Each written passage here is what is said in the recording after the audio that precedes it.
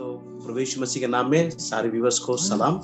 हम बहुत खुश हैं क्योंकि ये पहला एपिसोड है जिस एपिसोड से हम आज, जैसे प्रशांत ने बताया, हम हिंदी में प्रभु का वचन सुनने वाले हैं, ताकि काफ़ी लोग जो महाराष्ट्र के बाहर, गुजरात और अन्य राज्य में वो ज्वाइन कर सकते हैं। और आज मैं खुश हूँ क्योंकि मेरे दोस्त, मेरे मेंटर मैं कह सकता हूँ, और पास्टर जियो वर्गीस जो अहमदाबाद से हमारे साथ जुड़ चुके हैं, उनके बारे में थोड़ी जानकारी मैं देना चाहता हूँ।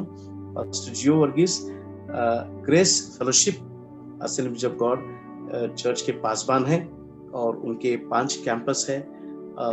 12 से ज़्यादा उनके पास उनके लीडर्स है जो उनके साथ अहमदाबाद में प्रभु की सेवकाई में जुटे हैं।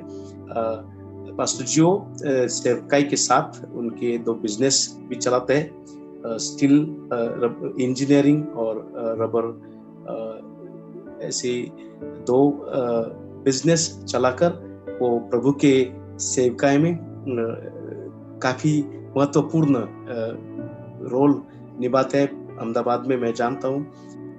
लेकिन इससे भी आगे अगर देखा जाए तो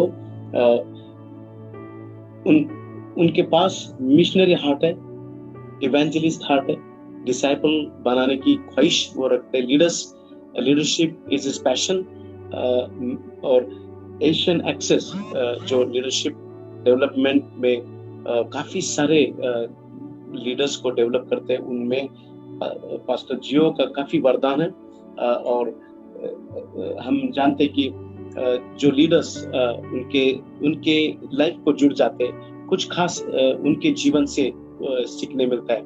मैं जब भी पास्टर जियो के साथ मेरी मुलाकात हुई, मैं बैठा हूँ, बातें किया हूँ, एक अलग किस्म की अभिषेक, अलग किस्म की खुशी मिलती है।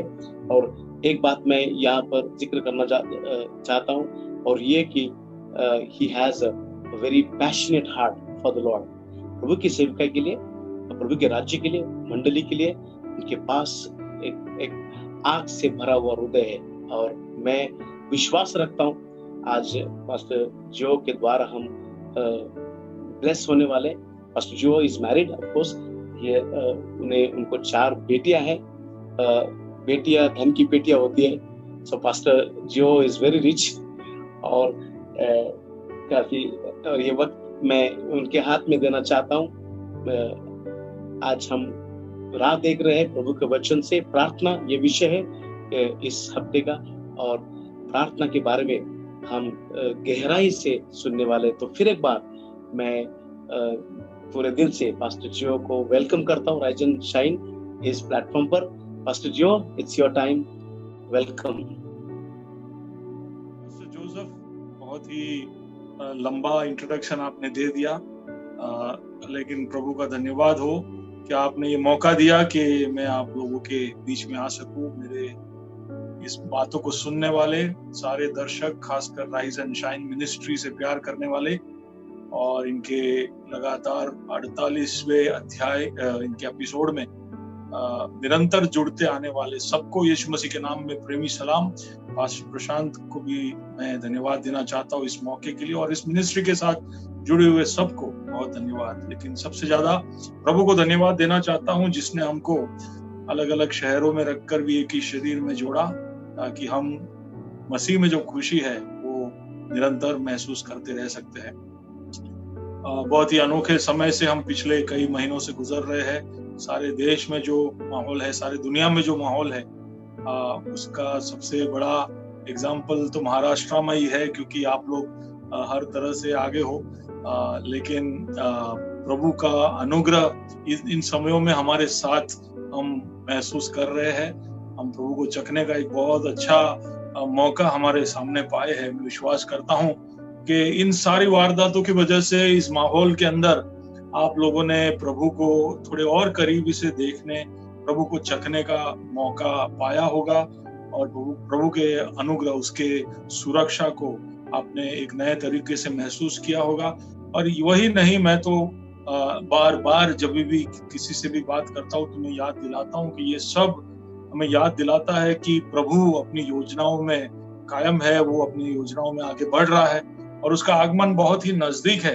ये सारी बातें हम सबको याद दिलाती है कि प्रभु अपने बातों में कहीं पे भी पीछे नहीं रह गया है। हम शायद वादे करते हैं, भूल जाते हैं, ढीले पड़ जाते हैं, लेकिन प्रभु ने जो सोचा है, जो योजना बनाई है, उसको वो समय पर पूरा करता आ रहा है और हमें तैयार रहना चाहिए। मैं समझता हूँ कि हम सबको एक बहुत बड़ा सौभाग्य मिला कि इतना लंबा समय घर पे बैठकर हमारे जीवन के ऊपर एक मनन करने के लिए, हमारे रिश्तों में थोड़ा और निवेश करने के लिए, हमारी प्राथमिकताओं को जरा ठीक करने के लिए सब अच्छा एक मौका मिला और एक और बार प्रभु के साथ के हमारे रिश्ते को थोड़े करीबी से परखने का मौका हमको मिला। ये हमारा सौभाग्य है और मैं विश्वास करता हूँ कि आप में से बहुत लोग इस मौके का फायदा उठाए होंगे। हमें याद रखना चाहिए कि मसीह ने इस तरह से कहा कि क्या जब मनुष्य का पुत्र लौट कर आएगा तो इस पृथ्वी पर विश्वास पाएगा। उसने एक सवाल पूछा जिसका मतलब है कि उसका जवाब हमारे हाथों में है। हम विश्वास में पाए जाएंगे या नहीं पाए जाएंगे वो हमारे हाथों में है। उसका जवाब उसने नहीं दिया, लेकिन दूसरी तरफ दूसरे एक आयत में उसने हमसे ऐसे कहा कि जब ये अंत के समय आएंगे तो अधर्म के बढ़ने की वजह से बहुतों का प्रेम ठंडा हो जाएगा। वहां पर पूर्ण विराम है, वहां पर प्रश्न चिन्ह नहीं है। तो ये दोनों चीजों को हमें हमारे नजरों के सामने रखना है। एक जगह पर जहां पर उसने प्रश्न चिन्ह लगाकर हमसे पूछा है कि क्या विश्वास पाएगा, तो हमें जवाब देना है हाँ जरूर पाएगा, और किसी का तो पता नहीं, पर मैं और मेरा कुटुंब हम विश्वास में पाए जाएंगे। लेकिन दूसरी तरफ एक चेतावनी के जैसे उसने हमको याद दिलाया है कि बहुतों का प्रेम ठंडा हो जाएगा। तो ये बहुतों में वो सारे लोग शामिल है जिन्होंने कभी ना कभी प्रभु को प्रेम किया है, और ठंडे होने वाले के सूची में हमारा नाम नहीं होना चाहिए। और इसके लिए हमें निरंतर इस बात को ध्यान रखना होगा कि क्या हमारा प्यार प्रभु के लिए जो प्यार है, प्रभु के पुत्र के लिए जो प्यार है, प्रभु के वचन के लिए जो प्यार है, प्रभु की योजनाओं के लिए जो प्यार है, प्रभु की संगति या उसने हमें जो संगति दी है उसके लिए हमें कोई प्यार है वो कोई भी तरह से कहीं पर भी ठंडा ना पड़ जाए।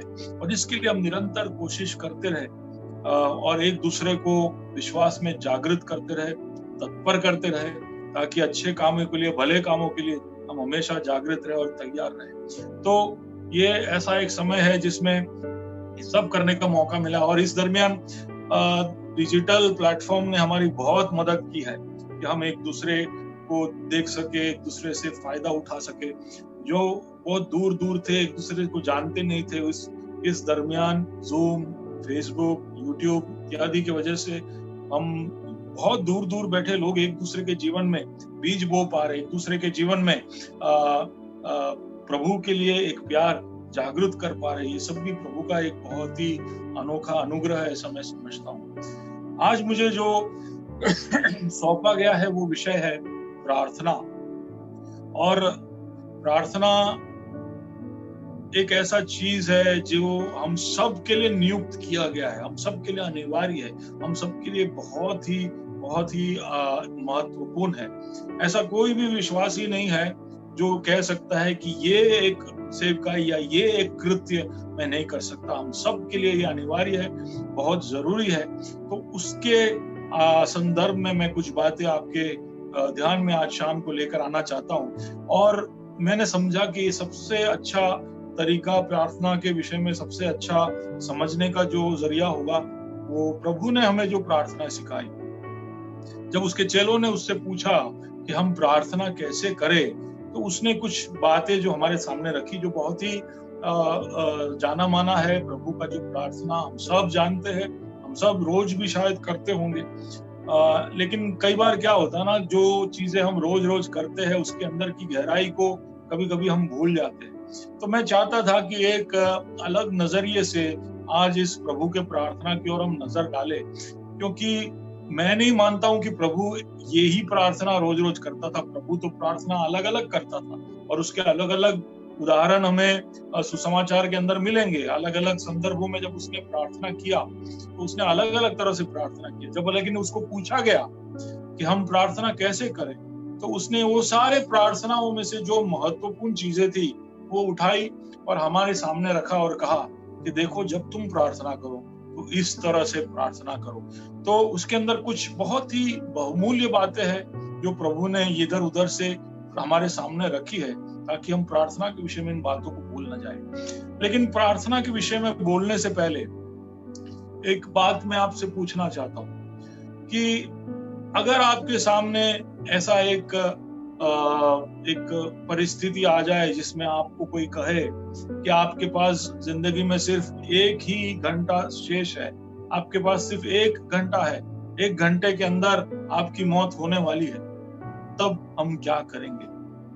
ये एक सवाल बहुत सालों पहले मैंने कहीं पे पढ़ा था और मुझे इस सवाल ने हिला दिया था। इसलिए कई बार मैं जहां कहीं भी किसी से बात करता हूं तो कभी कभी ये एक सवाल पूछ लेता हूं कि आपके सामने अगर सिर्फ 1 घंटा बाकी हो और आपकी मौत आपके सामने हो, तब आप क्या करोगे? कई बार हम जिंदगी में बहुत सारे चीजों का पीछा करते हैं। हम कभी पैसों का पीछा करते, कभी नाम का करते, कभी हम कोई ओहदे का करते, कभी माल मिल्कत और दौलत इकट्ठा करने के लिए, अलग अलग चीजों के लिए हम भागते रहते हैं। लेकिन अगर 1 ही घंटा हमारे सामने बाकी हो, तब हम क्या करेंगे? और बहुत सोचने के बाद बहुत लोगों से मैंने ये सवाल पूछा और उन सब से जवाब पाने के बाद में एक ही निश्चय जवाब की ओर पहुंचा, और वो ये है कि जो चीजों के पीछे हम सुबह से शाम घूमते हैं, लगभग उन चीजों के पीछे उस 1 घंटे में हम नहीं जाएंगे। उस 1 घंटे में हम कोशिश करेंगे कि हमारे मित्र, हमारे दोस्त, हमारे रिश्तेदार, हमारे करीबी लोग, हमारे परिवार के लोगों से हम बात करना चाहेंगे।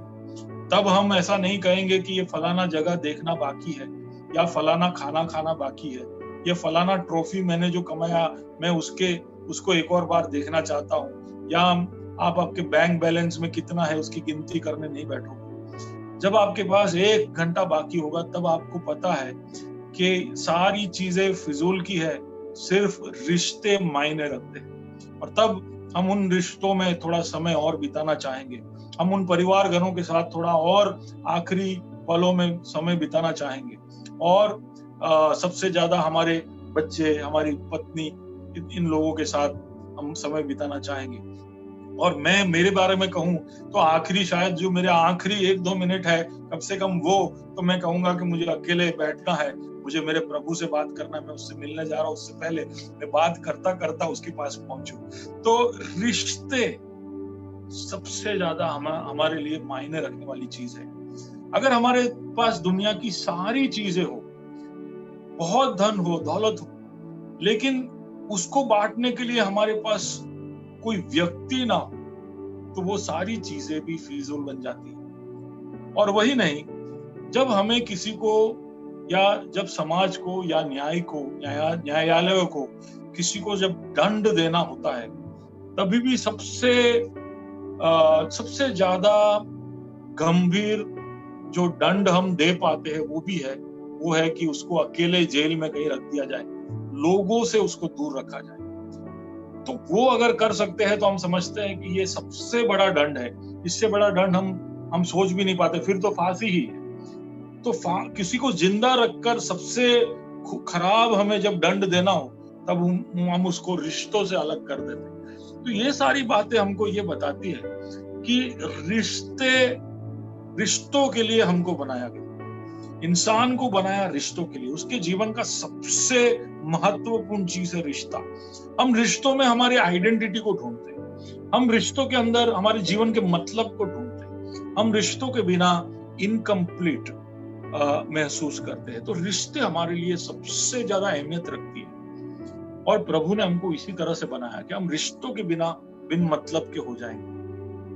अब जब रिश्ते की बात आती है, तो रिश्तों को निभाने के लिए सबसे ज्यादा जो जरूरी है वो है वार्तालाप, संवाद, बातचीत। 2 लोग बात करें तभी रिश्ता बनता है। तो अगर हमें रिश्ते के लिए बनाया है, तो उन रिश्तों को निभाने के लिए हमें बातचीत करना पड़ेगा, संवाद करना पड़ेगा। हमारे दुनियादारी रिश्तों को निभाने के लिए भी जब तक हम खुलकर अपने मन के, दिल की बातों को नहीं रखेंगे, तब तक हमारा वो रिश्ता बनेगा नहीं। जिससे हम सबसे ज्यादा बातें करते हैं, उनसे सबसे गहरे रिश्तों में हम जुड़ते हैं। तो बातचीत करना या वार्तालाप रिश्तों के नींव में आता है। तो परमेश्वर के साथ भी जो हमारा रिश्ता है, जिसके लिए उसने हमको बनाया, क्योंकि एक बात भूलिएगा नहीं, हमें इसलिए नहीं बनाया कि हम किसी के पति बने या किसी का बेटा बने या किसी का दोस्त बने, वो सब तो हमें बनना ही है।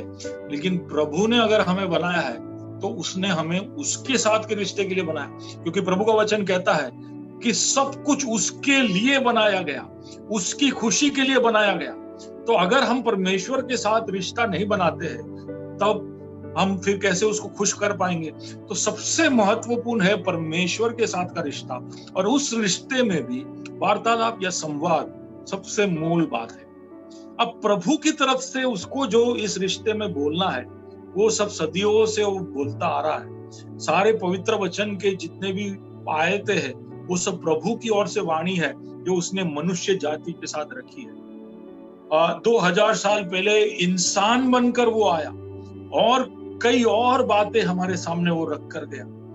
जो पवित्र वचन में हम पढ़ते हैं वो तो जो लिखी हुई बातें, उसके सिवा भी यूहन्ना ऐसा कहता है कि जो बातें उसने कही, जो काम उसने किया, उसको लिखने के लिए तो दुनिया भर के सारे किताब हम भर जाए उतनी सारी उसने बातें हमसे की। और उसके अलावा भी हम निरंतर प्रभु का बातचीत हमारे मनों में, दिलों में निरंतर उसके छोटे छोटे विस्पर्स जो हम बोलते, वो निरंतर हम सुनते रहते। तो उसकी तरफ से इस रिश्ते में परमेश्वर अपना काम कर चुका है और निरंतर करते आ रहा है। लेकिन उसके जवाब में इंसान जो बोलता है, उसको हम प्रार्थना कहते हैं। इंसान जब परमेश्वर से बातें भी करता है तो उसको प्रार्थना कहते हैं। अब क्यों उसको प्रार्थना कहते हैं? क्यों उसको केवल बातचीत नहीं कह सकते? तो उसके पीछे, अरे कह तो सकते हैं, लेकिन आप अगर इसको बातचीत भी कहोगे कि कोई आपसे कहता है या आप किसी से कहते हो कि मैं प्रभु से बातें कर रहा हूं, तो वो प्रभु से जो आप बातें कर रहे हो भले बातें हैं, लेकिन फिर भी उस बातों का नाम प्रार्थना ही होगा। क्यों? एक गरीब व्यक्ति जब एक राजा के साथ जाकर कुछ उसके फायदे के लिए या उसके भलाई के लिए कुछ बात जब रखता है, उसकी सुरक्षा के लिए जब वो बात रखता है, हालांकि वो बातचीत है, तो भी क्योंकि ये गरीब व्यक्ति है और बात सुनने वाला राजा है, वो बातचीत को प्रार्थना कहते हैं। जब एक दोषी व्यक्ति न्यायालय में खड़े होकर न्यायाधीश से बात करता है, कहता है कि मुझे न्याय दो या मुझे माफी दो, तो वो एक बातचीत होने के बावजूद वो एक माफी है, एक प्रार्थना है। तो क्योंकि परमेश्वर एक राजा है और राजा से बढ़कर है, परमेश्वर एक न्याय देने वाला और उससे भी बढ़कर है, क्योंकि परमेश्वर खुदा है। जब हम उससे बात करते हैं तो जो हमारे और उसके बीच में जो फर्क है, वो जहां पर है और हम जहां पर है, उस फर्क की वजह से हमारी बहुत मामूली बातों को भी नाम जो दिया जाएगा वो प्रार्थना ही है। हम जब छोटी छोटी बातें भी जब करते हैं, तभी भी वो प्रार्थना ही कहा जाएगा। और हम जैसे एक बच्चा अपने बाप के पास जाकर बात करता है, ऐसे जब हम उसके पास जाते हैं तभी भी वो प्रार्थना ही। अब कई लोग मुझसे पूछते हैं कि ये परमेश्वर से प्रार्थना करना या परमेश्वर से बात करते रहना हमारे लिए एक जरूरी बात क्यों है? क्योंकि वो तो सब कुछ जानता है, वो तो मनों को पढ़ने वाला है, तो उससे तो पता होना चाहिए। और प्रभु का वचन ये भी कहता है कि तुम कुछ बोलो उससे पहले तुम्हारी बातों को वो जानता है, तुम्हारे मुख में कोई शब्द आए उससे पहले वो जानता है। तो फिर प्रार्थना करने की क्या जरूरत है? लेकिन प्रार्थना करने की जरूरत इसलिए है कि मेरा एक उदाहरण देता हूं। जैसे पास्टर जोसेफ ने पहले बताया, मेरी 4 बेटियां हैं, तो एक नहीं, 2 नहीं, 4 बार एक पिता बनने का अवसर प्रभु ने मुझे दिया।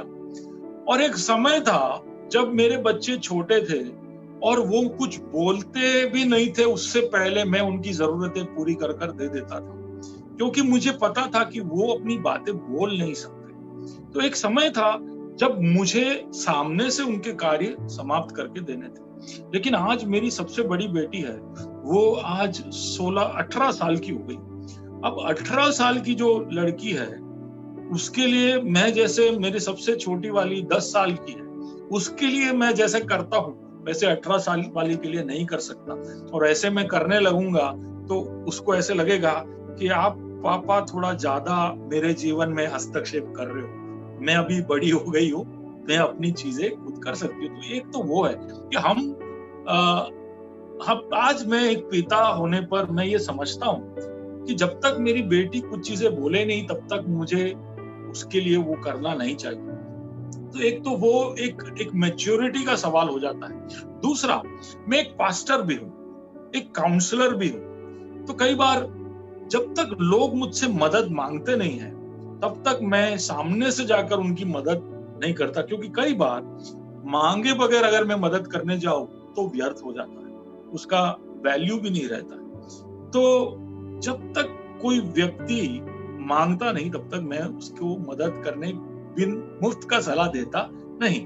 यानी मैं चार्ज नहीं करता हूं, लेकिन वो मांगे तब मैं उसको जरूर सलाह देता हूं। तो ठीक उसी तरह मैं समझता हूं कि प्रभु भी हमारे व्यक्तिगत दायरों को समझता है, हमको एक पर्सनल स्पेस देता है, और इसलिए वो राह देखता है कि जब तक हम नहीं बुलाते वो नहीं आता। अगर हम में से किसी के पास 2 घर है तो हो सकता है कि आपने आपका एक घर भाड़े पे किसी को दे दिया। एक बार आपने भाड़े का करार बना दिया और चाबी उसको दे दी, फिर उसके बाद वो घर भले आपका हो, उस घर में प्रवेश करने के लिए आपको घंटी बजानी पड़ेगी। और जब तक वो अंदर आने को नहीं कहता, भले आप उस घर के मालिक हो, उसके कागजात पे आपका नाम हो, लेकिन क्योंकि आपने वो उसको दे दिया है, जब तक वो आपको आने को नहीं बोलेगा आप जाओगे नहीं। अगर आप एक अच्छे घराने के हो तो आप जरूर राह देखोगे कि वो अंदर बुलाए और फिर आप जाओ। तो इंसान जब इतनी सब चीजों का ध्यान रखता है, तो हम तो खुदा की बात कर रहे हैं, जिसने ये सारे पृथ्वी को बनाकर आदम के हाथ में सौंप दिया और कहा कि जाओ इस पर राज करो, तुम अब इसके राजा हो। तो जब उसने ये पृथ्वी हमको दे दिया है, उसको चलाने के लिए हमें पूरा अधिकार दे दिया, उसके बाद फिर वो बार बार आकर हमारी चीजों में हस्तक्षेप नहीं करेगा। उसने हमें एक इच्छा शक्ति दी है, एक आजादी दी है, और इस वजह से जब तक हम उसको बुलाते नहीं वो हमारे जीवनों में हस्तक्षेप नहीं करता। तो इसलिए प्रार्थना करना बहुत जरूरी है। हम जब प्रार्थना करते हैं तो कहीं ना कहीं ये कहना गलत नहीं होगा कि हम परमेश्वर को एक परमिशन देते हैं कि आइए और हमारे जीवनों में हस्तक्षेप करिए। तो प्रार्थना बहुत ही अनिवार्य है, हमें करना चाहिए। हालांकि प्रभु सब कुछ जानता है, तो भी प्रार्थना कर कर हमें उसे हमारे जीवनों में हस्तक्षेप करने के लिए आमंत्रण देना चाहिए। आज मैं जो अध्याय की ओर आपका ध्यान लेकर जाना चाहता हूँ, आइए हम उसकी ओर बढ़े। मत्ती रचित सुसमाचार 6 अध्याय उसके 9 से 13 जो कलम है, जो हम सब जानते हैं, वहां पर हम जाएंगे। अब वहां पर हम देखते हैं कि वो प्रार्थना के बारे में बोलना शुरू करता है। अगर हम सुसमाचार पूरा देखें तो कहीं पर भी हमें ऐसा नहीं दिखाई देगा जहां पर प्रभु हमें आज्ञा देता है कि तुम प्रार्थना करना। प्रार्थना करना जरूरी है, एक आज्ञा के रूप में नहीं लिखा गया है। वहां पर भी आप जब पढ़ोगे तो आयत 5, 6 और 7 में प्रभु ने ये मान लिया है कि हम करेंगे, इसलिए वो कहता है कि जब तुम प्रार्थना करो, कब करो ऐसा नहीं लिखा, जब भी तुम प्रार्थना करो। अब आयत 5 लीजिए, आयत 6 लीजिए, आयत 7 लीजिए, सब जगह पर उसने ये मान लिया है कि ये प्रार्थना हम करेंगे, हम प्रभु से संवाद करेंगे, हम उसके साथ के रिश्ते में निवेश करेंगे। वो खुद भी ये करता था, उसके जिंदगी भर उसने निरंतर प्रार्थना किया। लूका का सुसमाचार जब हम ध्यान से पढ़ते हैं तो प्रभु के जीवन के महत्वपूर्ण घड़ियों में वहां पर सिर्फ उस घटना का ही वर्णन नहीं है, पर वहां पर लूका ने बड़े ध्यान से हर जगह पर लिखा है कि इस वारदात के साथ साथ प्रार्थना जुड़ी हुई थी। जैसे कि बपतिस्मा लेते वक्त, बाकी सारे सुसमाचार हम जब पढ़ते हैं तो उसके बपतिस्मा के विषय में लिखा है, लेकिन लूका में लिखा है कि वो बपतिस्मा लेकर प्रार्थना कर रहा था, तब पवित्र आत्मा उतर आया।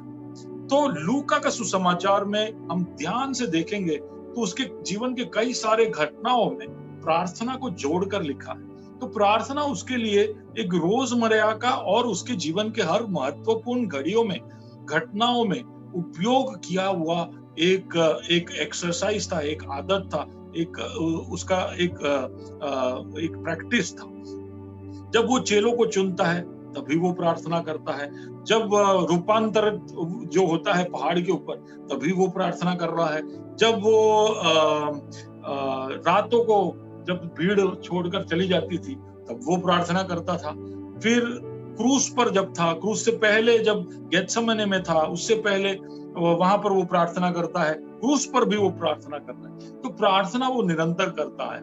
और इस वजह से भी शायद चेले सोचने लग गए कि इतना सारा तो क्या प्रार्थना करता है, कि क्या इतना बोलता है। हम भी कई बार कुछ लोगों के विषय में सुनते हैं, बोले आप कोई लोग, मैं तो बचपन में था तो मेरे को लोग बोलते थे मैं 6 घंटे करता हूँ, 8 घंटे करता हूँ। मैं सोचता हूँ दुनिया के सारे विषय प्रार्थना करता हूँ तो भी मेरा तो 45 मिनट में खत्म हो जाता है। तो ये 6-8 घंटे क्या प्रार्थना करते होंगे। लेकिन प्रार्थना के अंदर प्रभु से बात करते एक अलग ही मजा है। और प्रभु इसकी आदत जब आपको लग जाएगी तो घंटों घंटों आप बैठोगे। और खासकर अगर पवित्र आत्मा की भरपूरी में अन्य भाषा में आप प्रार्थना करना सीख जाओगे तो आप समझ जाओगे कि प्रभु घंटों घंटों इतना ज्यादा प्रार्थना कैसे करता था। क्योंकि प्रार्थना करते करते आप खुद को बांधते हो, प्रार्थना करते करते आप खुद को मजबूत करते हो। तो आइए हम प्रार्थना की ओर देखें। बहुत इंट्रोडक्शन हो गया, इस लॉर्ड्स प्रेयर के अंदर के अलग अलग भागों को थोड़ा और गौर से देखें। जब उससे कहा गया कि प्रार्थना कैसे करें, तो सबसे पहला लफ्ज उसने जो इस्तेमाल किया वो यह है, हे हमारे पिता जो तू स्वर्ग में है। हे हमारे पिता जो तू स्वर्ग में है। प्रभु वहां पर, यीशु मसीह वहां पर पिता की जगह पर ईश्वर लिखता या राजा लिखता या न्यायाधीश लिखता तो कोई उसके लिए कोई कंप्लेंट कर नहीं पाते, क्योंकि वो सब सही है।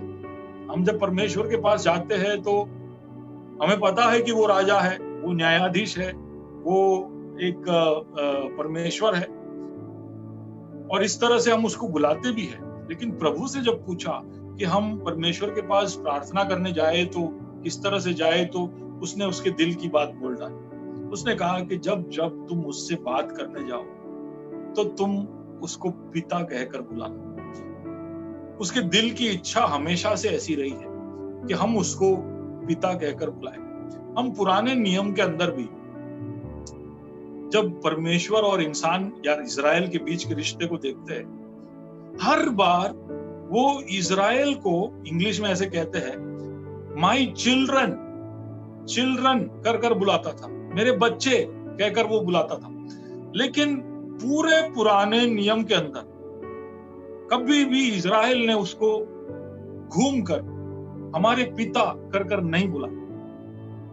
हर बार उसको या तो अदोनाई या इलोहीम या ईश्वर के जो अलग अलग नाम थे, यहोवा, इस नाम से ही उसको पुकारा। जबकि हर बार वो मेरे बच्चे कहकर उनको बुलाते। तो पिता परमेश्वर को इजराइल की प्रजा कभी भी समझ नहीं पाई, सिवाय राजा दाऊद के। राजा दाऊद कई बार उसको मेरा पिता कहकर बुलाता है। आयतें मैंने नोट नहीं किया है, लेकिन आप खुद आपके वचनों में देख सकते हो। और शायद मैं समझता हूं इसलिए भी दाऊद के बारे में कहा गया है कि ये मेरे दिल के अनुसार का एक इंसान है, क्योंकि बच्चा जब बुलाया तो वापस पापा करके बुलाने वाला सिर्फ दाऊद था। और पूरे पुराने नियम में ये हम देखते नहीं, पुराना नियम जब खत्म होता है तो उसमें आखिरी जो पद इस तरह से लिखा गया है कि पिताओं का बच्चों के साथ का रिश्ता पुनर्स्थापित करने प्रभु काम करने वाला है। ठीक है, इस तरह से पुराना नियम खत्म होता है। और फिर जब हम नया नियम पढ़ना शुरू करते हैं तो यीशु की सेवकाई शुरू होते हैं। तब से लेकर उसके जीवन के अंत तक आप यीशु के मुंह से एक ही बात सुनोगे, पिता पिता पिता। उसने कभी अदोनाई इलोहिम ऐसा कहकर नहीं कहा, इसलिए नहीं कि वो उसके पिता थे। यहाँ पर भी वो ऐसा नहीं कह रहा है मेरे पिता, वो कह रहा है हमारे पिता, यानी मेरे और आपके पिता। परमेश्वर हमेशा एक पिता और बच्चे के रिश्ते के अंदर से हमको देखना चाहता है। लेकिन हम जब प्रार्थना करते हैं तभी कई बार, आज भी हम जब उसके सामने जाते हैं, उसको पापा कर कर बुलाते हैं, पिताजी कर कर बुलाते हैं, तभी भी हमारे शब्दों में पापा आ रहा है, लेकिन हमारे मनों के अंदर वो सिंहासन पे बैठा हुआ राजा है। अभी भी वो न्यायाधीश के सामने हम कई बार जाते हैं, अभी भी उस ईश्वर के सामने वो जाते हैं। लेकिन यीशु कहता है कैसे प्रार्थना करना है। जब तुम प्रार्थना करो तो तुम हमेशा याद रखो कि तुम्हारे स्वर्गीय पिता के पास तुम जा रहे हो। स्वर्ग में एक ही पिता है और वो है, उसके पास तुम जाओ और उससे मांगो। आपके जीवन में कभी ऐसा हुआ है कि किसी अजनबी को आपने पापा कर कर बुलाया? कहीं पर कोई बैठा और आपने पापा बुला लिया, पता है मारा मारी हो जाएगा कोई आपको मार देगा। ये एक ऐसा शब्द है जो किसी को भी ऐसे जाके नहीं बोल सकते। लेकिन किसी के साथ अगर आपका एक बहुत गहरा रिश्ता हो जाए तो फिर वो दर्जा देने के लिए आपके लिए इतना मुश्किल नहीं होता। जैसे आप अभी थोड़ी देर पहले पास्टर जोसेफ मेरा इंट्रोडक्शन कर रहे थे, तो उन्होंने कहा कि ये मेरे मेंटर है। अब मैंने ज्यादा कोई मेंटरिंग उनका किया नहीं है, लेकिन क्योंकि वो रिश्ते के अंदर की घनिष्ठता ऐसी है कि वो दर्जा देने में फिर शर्म नहीं आती, वो हिचक नहीं होती। आप समझ पा रहे हो, ऐसा मैं विश्वास करता हूं कि जब रिश्ता गहरा हो जाता है तो फिर पापा कहना, मेरे चर्च के अंदर मेरे कई जवान बच्चे हैं जो मुझे पापा कर कर बुलाते, डाड़ा कर कर बुलाते। मैंने कभी उनको नहीं कहा, पर वो मुझे उस दर्जे पर देखते हैं और मुझे उस तरह से बुलाते। पिता परमेश्वर जो है स्वर्ग में, वो यही चाहता है कि जब जब हम उसके पास आए तो हम ये बात को भूले नहीं और ये समझे कि घनिष्ठ रिश्ता है और इसलिए हम उसके पास उस तरह से जा रहे हैं।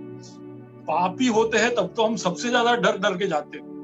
2-3 पाप करके जिस दिन प्रार्थना करने के लिए जाते हैं तो ऐसे जमीन पे रगड़ते हुए जाते हैं, प्रभु मेरा तो हिम्मत ही नहीं हो रहा तेरी ओर देखने का, वो आग तो नहीं बरसा रहा।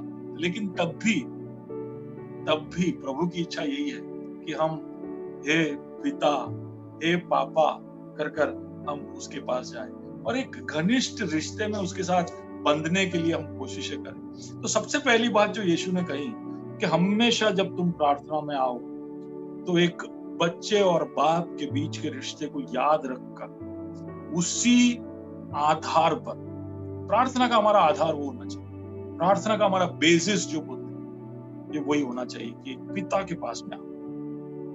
फिर उसने कहा तेरा नाम पवित्र माना जाए, हैलोड बी दाई नेम, तेरा नाम पवित्र माना जाए। अब परमेश्वर के चरित्र में बहुत सारी बातें उसके चरित्र के साथ जुड़ी हुई कि हम परमेश्वर कैसा है किसी से भी पूछो, हम बोलते वो सामर्थी है, वो भला है, वो धर्मी है।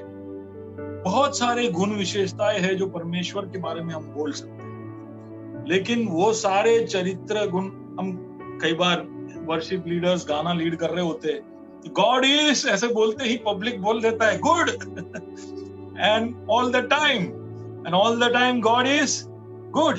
तो परमेश्वर यीशु ये बोल सकता था, क्योंकि यीशु ने बोला भी कि गुड अगर है तो वो सिर्फ परमेश्वर है। लेकिन यहाँ पर प्रार्थना में उसके गुड होने का बात यीशु हमको याद नहीं दिला, हालांकि वो गुड है। वो कहता है कि सबसे अहम, प्राथमिक, महत्वपूर्ण चरित्र अगर प्रभु का बताना हो या याद कराना हो तो वो है उसकी पवित्रता। हम जब हमारे पिता के पास जाते हैं तो सबसे पहली चीज जो उसके चरित्र का एक गुण विशेषता जो हमारे मनों में सबसे ऊपर होना चाहिए प्रभु के विषय में, वो ये है कि वो पवित्र है। ये बात को हम भूल नहीं सकते। पुराने नियम के अंदर जब हम प्रभु के अलग अलग नामों को देखते हैं, और नहीं तो भी पूरे पवित्र शास्त्र के अंदर कई एक ही विशेषता है जिसको 3 बार बोला गया है, जैसे कि परमेश्वर पवित्र पवित्र पवित्र है। कहीं पे ऐसा नहीं बोला परमेश्वर भला है भला है भला है, धर्मी है धर्मी है धर्मी है, प्रेमी है प्रेमी है प्रेमी है, पर ऐसा जरूर कहा है कि वो पवित्र पवित्र पवित्र है। यानी उसकी पवित्रता में कोई भी आंच कभी भी नहीं लगेगी, उसका पवित्रता परफेक्ट है। जब इब्रानी भाषा में कोई भी ऐसे बातें 3 बार बोली जाती थी, उसका मतलब है कि ये एक बड़ा पक्का बात है, इसको बदला नहीं जा सकता। और ये हम सब के लिए एक अच्छी बात है कि प्रभु की पवित्रता में इतनी सच्चाई है, इतनी खराई है। क्योंकि अगर प्रभु के पवित्रता में जैसे हम सोना लेने जाते हैं, तभी भी 100% सोना हमको मिलता नहीं है, वो 99% होगा। उसका मतलब है कि उसमें 1% तो खराबी या मिलावट है। लेकिन हमारे परमेश्वर में 1% मिलावट होता तो आप सोचिए कि इस संसार का क्या हालत होता। अगर वो भला होता लेकिन 1% उसमें खराबी होती तो वो 100 में से 1 व्यक्ति के लिए भला नहीं होता। लेकिन ऐसा नहीं है, परमेश्वर हमेशा भला है, परमेश्वर हमेशा न्यायी है, परमेश्वर हमेशा धर्मी है। तो परमेश्वर के अंदर जो हमेशा रहने वाली जो बातों के पीछे का उसका सबसे पीछे का जो बात है वो है कि वो पवित्र है। और चरित्र अगर हम समझ जाए, हम जब दोस्त बनाते हैं इस संसार के अंदर भी, तो सबसे पहले हम उनके चरित्र को परखने की कोशिश करते हैं।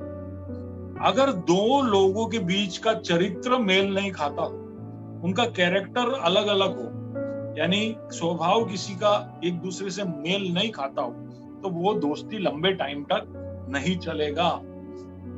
प्रभु भी यही कह रहा है कि मैं तुम्हारे साथ एक गहरे रिश्ते में आ रहा हूं, लेकिन मेरे स्वभाव का सबसे अहम मुद्दा तुम समझ लो कि मैं पवित्र हूं। और तुम जब मेरे सामने आओगे तो सबसे पहले तुम्हें यही याद करना है, मैं पिता हूं इसलिए मैं तुम्हें आने दे रहा हूं। लेकिन अब आगे जब बात करें तो सबसे पहली बात जो तुम्हें याद रखनी है वो ये है कि मैं पवित्र हूं। और हम ये घोषणा कर रहे हैं कि तेरा नाम पवित्र माना जाए। यानी हम जितने लोगों से बार बार ये प्रार्थना के द्वारा याद करा सकते हैं, हम ये निरंतर याद कराते रहे कि प्रभु पवित्र है और वो चाहता है कि हम सब पवित्र रहे। तो प्रभु के चरित्र को वो याद कराकर हमें समझाता है कि जब तुम उसका संबोध करो, उसको एड्रेस करो, तो सबसे पहले उसके चरित्र को याद करते हुए, और तब तुम खुद को भी याद कराना, जैसा वो है वैसा मुझे भी बनना है। पतरस कहता है कि जैसा वो पवित्र है तुम भी पवित्र बनो। तुम उसके अभी तुमने उसको पापा बुलाया ना, अभी तुमने उसको पिता परमेश्वर बुलाया, तो अगला चीज याद रखो, तुम अगर उसके बच्चे हो तो पवित्र होना पड़ेगा। दूसरा कोई बात तुम उसके सामने रखो, उसके पहले तुम ये बात की घोषणा करो कि वो पवित्र है और उसका नाम पवित्र माना जाना चाहिए। और उसका नाम पवित्र माना जाने के लिए भी तुम्हारे जीवन से एक योगदान होना चाहिए। तुम तुम्हारे जीवन को जैसा चाहे वैसे जीते नहीं रह सकते, क्योंकि तुम पवित्र जीवन नहीं जियोगे तो तुम्हारे इर्द गिर्द आजू बाजू दोस्त मित्रगण सब तुम्हारे अंदर की अपवित्रता को देखकर परमेश्वर कैसा है ऐसा एक सोच उनके दिमाग में बिठा देंगे। इसलिए उसका नाम पवित्र माना जाए, इसके लिए तुम्हें भी तुम्हारे चरित्र में बदलाव लेकर आना पड़ेगा। अगर हम परमेश्वर की ताकत, उसकी सामर्थ, ये सब की घोषणा पहले करते तो तुरंत ही फिर हमारा प्रार्थना जरूरतों की ओर बढ़ जाता। प्रभु ताकतवर है, हमें सुरक्षा दे। प्रभु सब दे सकता है, हमें दे। लेकिन प्रभु तू पवित्र है कहकर अब क्या मांगे? अब मांगने के लिए कुछ है नहीं, प्रभु तो पवित्र है, प्रभु तो मुझे पवित्र कर। पर ये मांगना तो मुश्किल, ऐसे तो मांगने से मिलने वाला नहीं पवित्रता।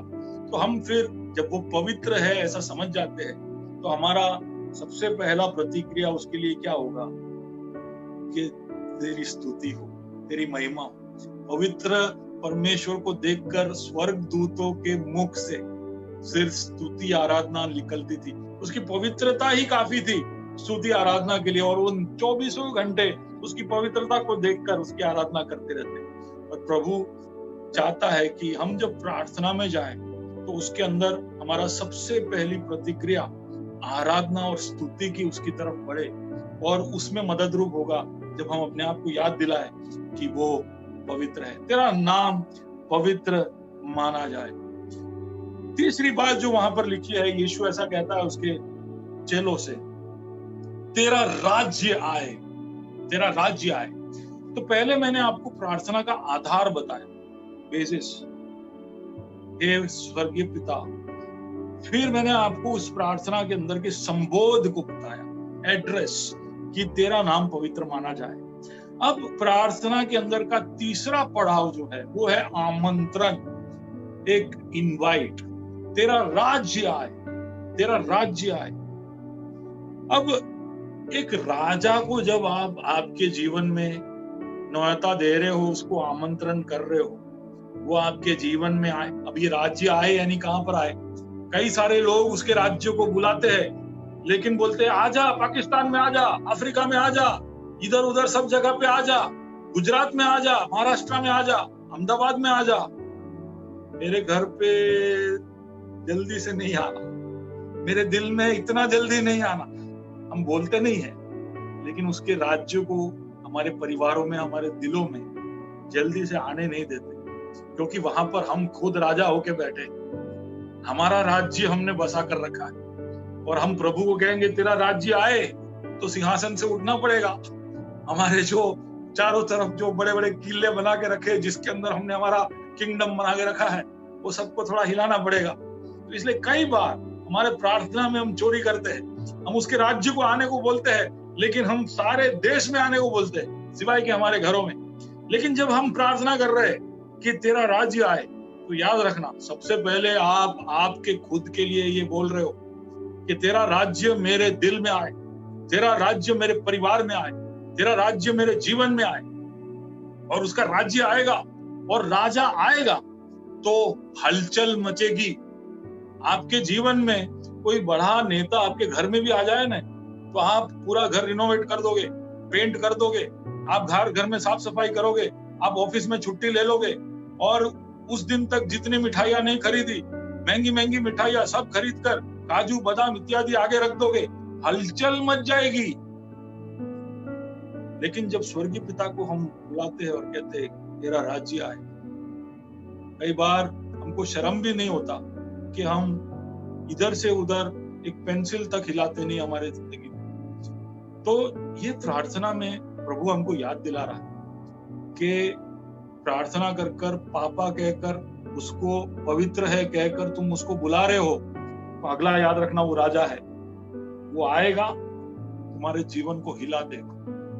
थोड़ी देर पहले पास्टर जोसेफ ने आपको मेरे इंट्रोडक्शन में बताया कि मैं एक बिजनेस चलाता हूं। तो छोटा बिजनेस है, मैं अपने हिसाब से उस बिजनेस को चलाता हूं। लेकिन अगर सोच के देखिए कि ये बिजनेस में अगर मेरा प्रोडक्ट अच्छा है, मैं गद्दे बनाता हूं, तो अच्छे अच्छे गद्दे बनाता हूं, समझो ये गद्दे फेमस हो जाए और अंबानी साहब बोले कि ये कंपनी में मुझे निवेश करना है, और वो पैसे मेरे कंपनी में डाले, और मैं वो पैसा मेरे कंपनी में पार्टनरशिप में ले लूं, और अंबानी साहब को कहूं थैंक यू, पैसा आपने दे दिया, बहुत थैंक यू, धंधा मैं मेरे हिसाब से चलाऊंगा। ऐसा हो सकता है?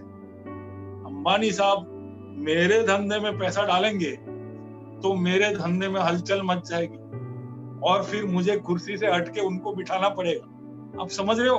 तेरा राज्य आए ऐसा कहते हो तो उसका मतलब क्या आप समझिए। और प्रभु चाहता है कि जब जब तुम प्रार्थना करते हो तो तुम उसको राजा बनकर तुम्हारे परिस्थिति में प्रवेश करने के लिए उसको इजाजत दीजिएगा, उसको आमंत्रण दीजिएगा। कई बार प्रार्थना का रिक्वेस्ट हम स्वर्ग की ओर भेज देते हैं, लेकिन हमारे जीवनों में जहां जहां उसके लिए जगह बनानी है, वो जगह बनाने से हम मुकर जाते हैं।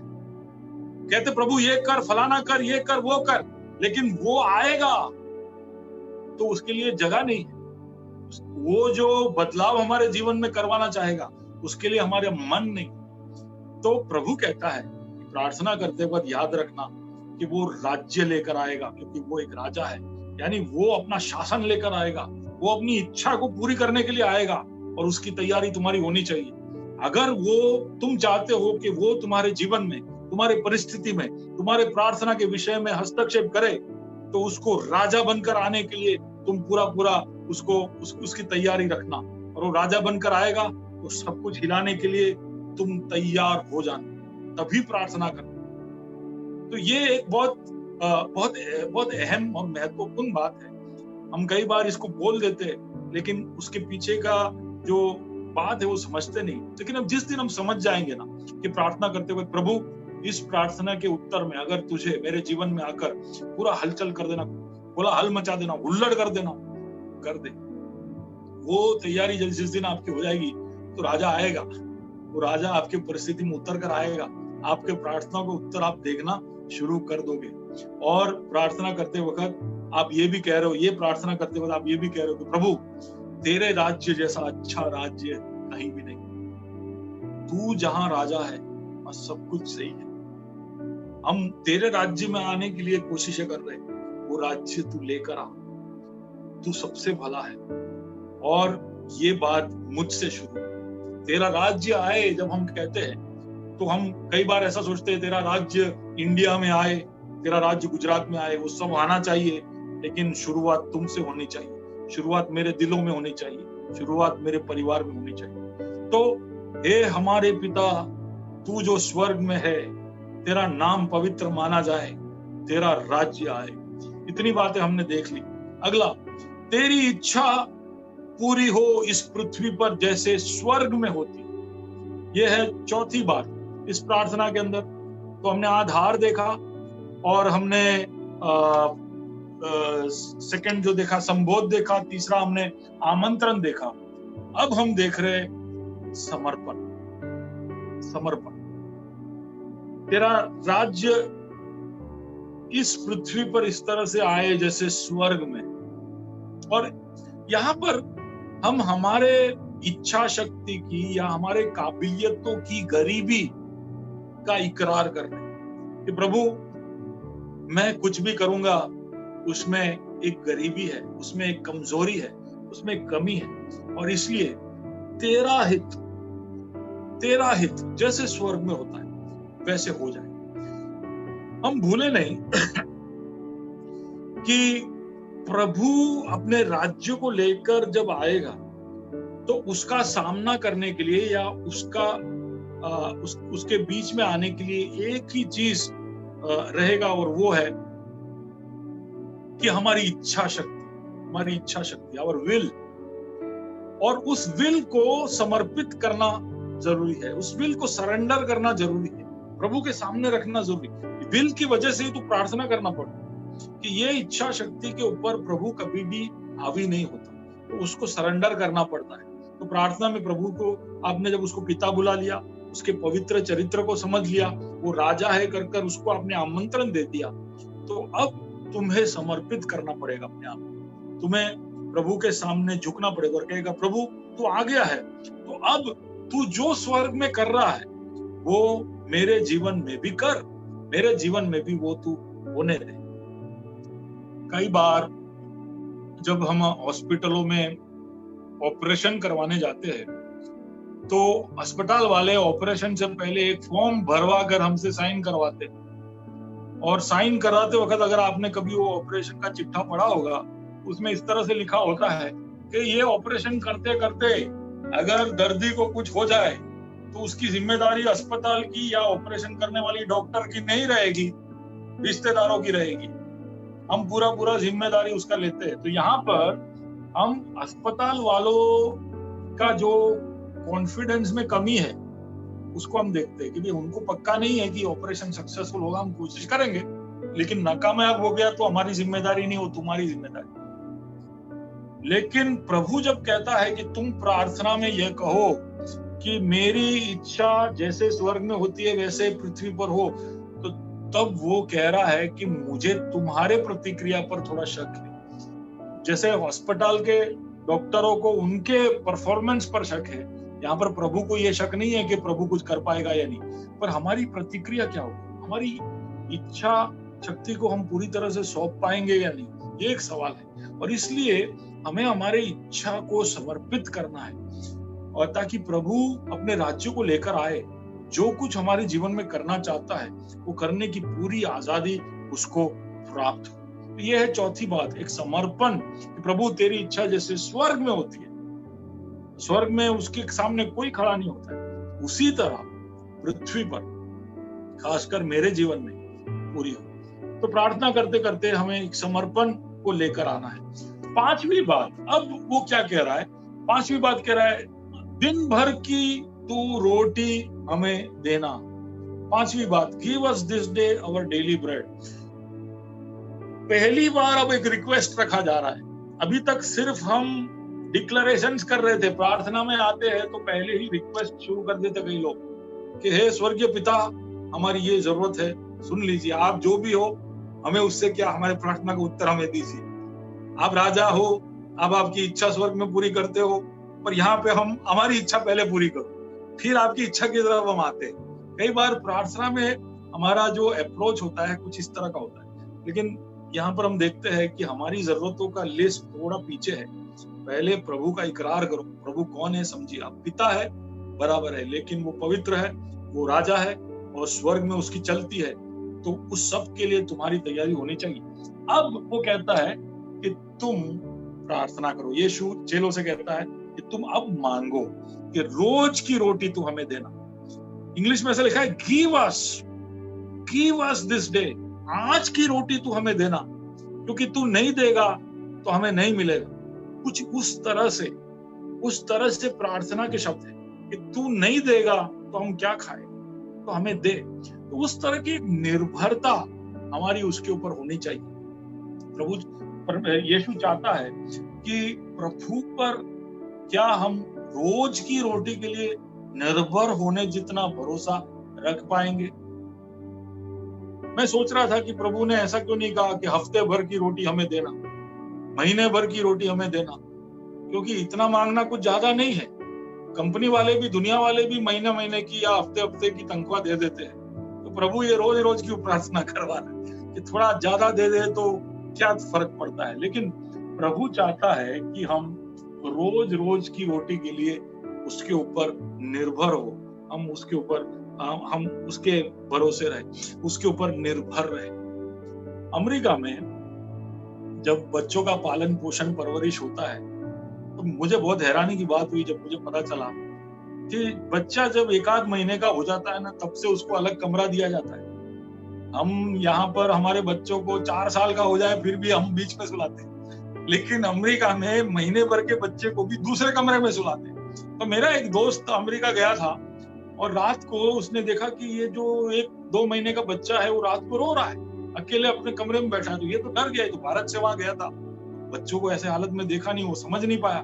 वो जल्दी से अपने कमरे से दौड़कर उस बच्चे को उठाकर वो वाह वाह वाह वाह सो जा बेटा करने लगा। आधे घंटे के बाद माँ बाप नीचे आए और उससे पूछने लगे कि भैया तू क्या कर रहा है? बोले यार बच्चा रो रहा था तो मैं उसको संभाल रहा हूँ। बोले नहीं, उसको रोने देने का, उसको आत्मनिर्भर होना चाहिए, उसको किसी के ऊपर निर्भर नहीं होना चाहिए। तो हम बचपन से ही उसको आत्मनिर्भर होना सिखा देते हैं, और तुम उसके रोने में जाकर तुमने उसकी मदद की तो अब वो निर्भर होना भूल जाएगा। तुमने उसकी आदत को बिगाड़ा है। अब वो कल रोएगा तो कल सोचेगा कि कोई मेरी मदद में क्यों नहीं आया। इसलिए तुम आगे से, अब जिस दिन तुम मेरे घर में रुके हो तब तुम ये बच्चे को लेने मत जाना। बेचारा डर गया, बच्चे को वापस दे दिया, फिर बच्चा रात को रोता तो भी लेने नहीं जाता। तो इस तरह से बच्चों को आत्मनिर्भरता सिखा देते हैं, और बच्चे इतने आत्मनिर्भर हो जाते हैं कि जब 14 या 16 साल के हो जाते हैं तो माँ बाप की तरफ मुड़ के भी नहीं देखते, रिश्ता तोड़ के चले जाते हैं। ये निर्भरता के अंदर हमें वो भिखारी नहीं बना रहा है, वो निर्भरता के अंदर हमारे रिश्ते को अटूट करना है, हमारे रिश्ते को और मजबूत करना है। और वो बता रहा है जैसे हम माँ बाप होकर हमारे बच्चों की हर जरूरत को पूरा करना चाहते हैं, वो अपनी इच्छा को प्रकट करता है कि देख भाई, तेरे महीने भर के लिए रोटी देकर होलसेल में मैं काम निपटाना नहीं चाहता। मैं रोज तेरे पास आकर तुझे रोज एक नए तरह की रोटी खिलाने चाहता हूँ, इसलिए तू रोज मेरे पास आ। रोज तेरे लिए नई नई अनुग्रह और कृपा तेरे लिए रोज छोड़ता हूँ ना, उसी तरह रोज मैं कुछ नया रोटी भी देना चाहता हूँ। तो तू मेरे पास आ, मुझ पर निर्भर रह, मुझ पर भरोसा रख। यही मत्ती सुसमाचार के 6 अध्याय के आखिरी कलमों की तरफ हम जाएंगे तो वहां पर प्रभु कहता है कि तुम कभी ये चिंता मत करना कि क्या खाओगे, क्या पियोगे, क्या पहनोगे। तो ये सब सुनते सुनते मैं खुश हो गया। बोले रोटी आ गया, कपड़ा आ गया, मकान भी अभी आएगा। लेकिन मत्ती 6 में मकान का कोई वर्णन नहीं है। रोटी कपड़ा में आके छूट गया। प्रभु को मकान की चिंता नहीं। मकान का बात किया तो वो कहता है कि मनुष्य के पुत्र को सर रखने की जगह नहीं, और उसने अपने हाथ धो दिए। हम सब मकान की पहले चिंता करते हैं। प्रभु कहता है तुम वो सब छोड़ो, स्वर्गीय एक मकान मैं तुम्हारे लिए बना रहा हूं। यहाँ पर हमें कोई मकान मिल गया तो प्रेज द लॉर्ड, नहीं मिला तो प्रेज द लॉर्ड, लेकिन भूखा तुम नहीं रहोगे। पहनने के लिए कपड़ा नहीं है कर तुम कभी भी रोओगे नहीं। वो मैं तुम्हारे लिए उपलब्ध जरूर करके दूंगा, लेकिन रोज आओ मेरे पास और मांगो। मैं चाहता हूं कि रोज तुम्हारे जीवन में मैं शामिल हो जाऊं और मैं तुम्हें कुछ ना कुछ दूं। मेरे बच्चे घर में बिना कोई चिंता के घूमते फिरते रहते। हम जब शॉपिंग करते, कुछ सामान मंगवाते और यहाँ पे हमारा कबोर्ड भरते हैं, पूरे दिन में 4 है, आपको याद है ना, 4 है। 4 तो एक 9:30 को घुसता है रसोई घर में, एक 10 को घुसता है, एक 10:30 को घुसता है। हम जितना भी बिस्किट, जो नमकीन और इत्यादि नाश्ता का आइटम खरीदते हैं, हम सोचते हैं कि 2 हफ्ते का नाश्ता है, लेकिन ये लोग आधे घंटे में घुस के 2 दिन में नाश्ता खत्म कर देते हैं।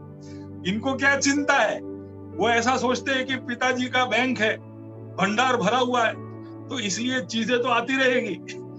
और अगर चीजें खत्म भी हो जाती है ना, तो ना उनका प्रेशर बढ़ता, ना टेंशन बढ़ता। वो आराम से घूमते फिरते, मोबाइल में खेलते, एक दूसरे के साथ बातें करते। क्यों? हम चिंता करते यहाँ पर, लेकिन मेरे बच्चों को चिंता नहीं है, क्योंकि वो मुझ पर पूरी तरह से निर्भर है। मुझ पर भरोसा है उनका। और भूख लगता है तो वो ऐसा नहीं कहते कि पापा बैंक में पैसा है क्या, जेब में पैसा है क्या। वो कुछ पूछते नहीं, वो ऐसे कहते भूख लगी है। और वो बात सुनकर बाप होने के नाते मेरा जिम्मा बन जाता है कि कैसे भी कर उस भूखे पेट को भरूं। तो इस रिश्ते को इस तरह से देखकर हम जब परमेश्वर के हमारे तरफ के नजरिए को समझ जाएंगे, तो हम उस प्रार्थना के अंदर उसने जो निर्भरता को रखा है और क्यों रखा है उसको हम समझ जाएंगे। आत्मनिर्भर भारत में हम रह रहे हैं। इसमें आत्मनिर्भर विश्वासी प्रभु को लेकर नहीं बनना चाहिए, निर्भर विश्वासी रहना चाहिए। पूरी तरह से प्रभु पर निर्भर। प्रभु मैं तुझ पर ही निर्भर हूं। तू नहीं देगा तो मैं नहीं खाऊंगा, तू नहीं पहनाएगा तो नहीं मैं पहनूंगा। ऐसी एक क्या कहते हैं, रवैये को लेकर, एटीट्यूड को लेकर हमें परमेश्वर के सम्मुख प्रार्थना में आना चाहिए। 6ठी बात, हम जैसे हमारे अपराधियों को क्षमा करते हैं, वैसे तू हमारे अपराधों को क्षमा करना। तो इसके पहले मैंने निर्भरता के विषय में बात किया, अभी मैं एक प्रतिबद्धता के विषय में बता रहा हूं। कमिटमेंट। पहला कमिटमेंट इस प्रार्थना के अंदर, पहला कमिटमेंट जो कर रहा है वो ऐसा है कि मैं मेरे अपराधियों को माफ कर तेरे पास आऊंगा और तुझसे माफी मांगूंगा। उस लफ्ज को जब आप ध्यान से पढ़ोगे तो वहां पर वो कंडीशन है कि हमें पहले माफ करना। जैसे हमने किया है, अगर हमने 50% ही माफ किया है तो हमें बोलने की जरूरत नहीं है, हमें भी 50% ही माफी मिलेगी। अगर हमने 90% ही माफी किया है तो हमें भी 90% माफी। इसलिए क्या, अगर 100% माफी चाहिए तो 100% माफी। जैसे हमने हमारे अपराधियों को माफ किया है, वैसे तो हमारे अपराधों को माफ करना। तो एक कमिटमेंट यहाँ पर दिख रहा है कि प्रभु मैं माफ करके आऊंगा। तू जो करेगा, मैं चाहता हूं कि तू जो करे वो पहले मैं करूं। हम प्रभु से बहुत कुछ हमारे जीवन में करवाना चाहते हैं, ये कर वो कर। हम उसको बोलते हैं प्रभु मेरे जीवन में ये कर वो कर। प्रभु का सवाल ये है कि तू जो मुझसे करवा रहा है तू करने को तैयार है। और यहाँ पर इस प्रार्थना के अंदर हम प्रभु को एक कमिटमेंट दे रहे, प्रभु तू मुझे माफ कर जैसे मैंने माफ कर दिया है। कमिटमेंट दे रहा हूं प्रभु कि मैं माफ करूंगा, मेरे अपराधियों को मैं माफ करूंगा। जितना जरूरी रोज की रोटी है उतना जरूरी पापों की माफी। रोटी का विषय रखने के बाद तुरंत ही वहां पर यीशु मसीह माफी की बात इसलिए रखता है क्योंकि जितना रोटी जरूरी है उतना ही माफी जरूरी है। और हमें हर बार, क्योंकि वो पवित्र है, इसलिए भी हमें निरंतर जब प्रभु के सम्मुख आए तो माफी मांग लेनी चाहिए, क्योंकि हमारे बातों से, हमारे सोच में, हमारे कर्मों में हम कई बार ऐसी चीजें करते हैं जो हमें अयोग्य ठहराता है। लेकिन उस माफी मांगने के पीछे एक ही कंडीशन है कि हम पहले माफ करें। एक मुश्किल चीज है, माफी किसी को देना बहुत मुश्किल चीज है, लेकिन वो दे दिया तो हमारे पास पूरा हक हो जाता है कि हम प्रभु से माफी मांगे। और ये हमें रोज करना चाहिए। जब जब तुम प्रार्थना करने आओ तब तब तुम रोटी के साथ साथ, यानी तुम्हारे जीवन की सबसे जरूरी चीजों के साथ साथ माफी मांगना भूलना मत। ये जरूर प्राप्त करके जाना, और तुम माफ करके आओगे तो प्रभु तुम्हें माफ करेगा। एक कंडीशन वहां पर, एक प्रभु की ओर से एक कंफर्मेशन है, तुम माफ करके आओगे तुम्हें माफी दिया जाएगा। सातवीं बात कि हमें परीक्षाओं में ना ले जाना, बुराई से बचाना। परीक्षाओं में ना ले जाना, बुराई से बचाना। अब इसके अंदर इस प्रार्थना के अंदर हम हमारे इरादे को व्यक्त करते हैं कि हमारा इरादा क्या है। प्रभु, हमारा इरादा यह है कि हम जब इधर उधर जाए तो जो परीक्षाएं आएगी उसके अंदर हम फुसलाए ना जाए, बहकाए ना जाए, हम भटक ना जाए। हमारी इच्छा ये है, हमारा इरादा ये है, हम भटकना नहीं चाहते। और इसलिए तू जब हमें चला रहा है आगे, तो हमें कभी भी ऐसा रास्ता भटकने में, तू हमें रास्ता भटकने नहीं देना। रोज की रोटी मांगकर हमने वर्तमान काल की चीजों को संभाल लिया, माफी मांगकर हमने भूतकाल की चीजों को संभाल लिया, लेकिन परीक्षाओं से बचाने की प्रार्थना में हमारे भविष्य काल को भी हमने सुरक्षित कर दिया। तो इस प्रार्थना के अंदर भूतकाल, वर्तमान काल, भविष्य काल, तीनों को प्रभु ने जोड़ दिया। भूतकाल के लिए माफी मांगिए, वर्तमान के लिए जरूरत की चीजें मांगिए, और भविष्य काल के लिए सुरक्षा मांगिए। और इस प्रार्थना के अंदर हम हमारे इरादे को बताकर हम ऐसा कह रहे हैं, एक तरह से ये प्रार्थना कर हम कह रहे हैं कि प्रभु कि हम तेरे इच्छा के बीचों बीच चलते रहना चाहते हैं। आज समझ लीजिए, आपने आज प्रार्थना किया कि परीक्षा से बचा। प्रार्थना कर आप गए, 2 घंटे के बाद आप परीक्षा में गिर गए, तो कल जब आप प्रार्थना करने आओगे तो वापस आप ये कहोगे कि मुझे माफ कर, जैसे मैंने माफ किया मुझे माफ कर। प्रभु माफी देगा। और फिर हम कल वापस प्रार्थना करेंगे, परीक्षाओं में ना ले।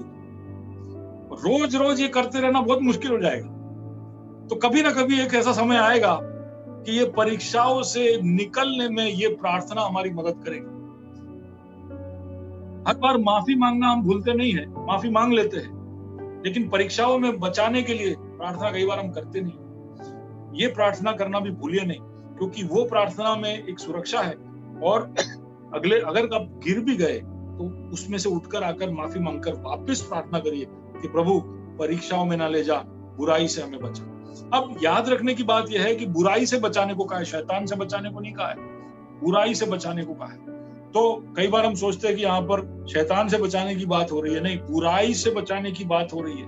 क्योंकि हमारे अंदर वो तत्परता है, वो इंक्लिनेशन है, हमारे अंदर वो वीकनेस है, वो कमजोरी है कि हम बुराई कर सकते हैं। शैतान तो एक व्यक्तित्व है जो हमारे बाहर है, लेकिन हमारे अंदर भी हम बुराई करने की उतनी क्षमता रखते हैं। और इसलिए प्रभु से कहते हैं कि प्रभु हमें इससे बचाना, हमारे दिल के अंदर जो खराबी है उससे हमें तू बचाना, और हमें मदद करना कि हम तेरे लिए खड़े रह सकें। और फिर क्योंकि राज्य, 8वीं बात, राज्य और महिमा और thine is the kingdom, power, सामर्थ और महिमा वो तेरी है। आखिर में ये बोलकर कि प्रभु कुछ भी हो जाए हमारी प्रार्थना, हमारा भूतकाल, वर्तमान, भविष्य कुछ भी हो जाए, ये सब बातें हमने तेरे सामने रखी, प्रार्थना में हमने तुझसे बात की, लेकिन एक बात हमें पक्का मालूम है कि आखिर में ये सब तेरा ही है और तेरे लिए ही है, और इसलिए तेरा ही सत्ता हमेशा बना रहे। प्रार्थना के अंदर आखिर में ये बोलना जरूरी है, तो कुछ भी हो जाए, अब ये सब मैंने मांगना था मांग लिया, तू पापा है, मैं बेटा हूँ, मैं कुछ भी मांग सकता हूँ, मेरी जरूरत आज की ये है, मेरी दर्द ये है, सुरक्षा को लेकर, मेरी जरूरतों को लेकर ये सब बातें हैं, लेकिन ये बात कुछ भी हो जाए, ये सबका प्रार्थना में कुछ भी हो जाए, तो वो राज्य, महिमा, सामर्थ सब तेरा ही हमेशा के लिए रहे, आमीन। ऐसे कहकर इस प्रार्थना को हमको अंत करना है। सब कुछ प्रभु के लिए ही है, और इसलिए कुछ भी हो जाए उसमें हमें आनंदित रहना है, संतुष्ट रहना है। अब यही प्रार्थना के ये 8 पदों को एक दूसरे नजरिए से आपके सामने जल्दी से रखकर मैं मेरे बातों को समाप्त करता हूं। मैं ऐसा सोच रहा था कि कहीं ना कहीं इस प्रार्थना के अंदर प्रभु हमसे एक सवाल कर रहा है, और उस सवाल के जवाब में ये प्रार्थना है। सबसे पहला सवाल प्रभु का हमारी तरफ कि तू किस आधार पर मेरे पास आ रहा है। तब हम कहते हैं, हे हमारे स्वर्गीय पिता, वो हमारा आधार। What is your basis? तेरा आधार क्या है कि तू मेरे पास आ रहा है? तू मेरा पिता है, इसलिए मैं आ रहा हूं। दूसरा, तू मेरे बारे में क्या जानता है? तब हम कहते हैं कि तेरा नाम पवित्र माना जाए। हम तेरे पास आए हैं और हम तेरे बारे में ये जानते हैं। तीसरा सवाल कि तू इस रिश्ते में रहने के लिए जैसा मैं चाहता हूं वैसे अपने आप को बदलेगा? क्या तू बदलेगा? तो उसका जवाब है, तेरा राज्य आए। मैं बदलूंगा, तेरा राज्य आए।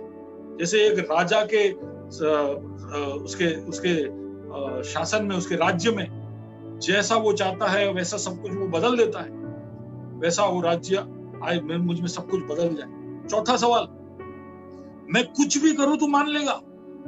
प्रभु, जैसे स्वर्ग में होती है वैसे इस पृथ्वी पर।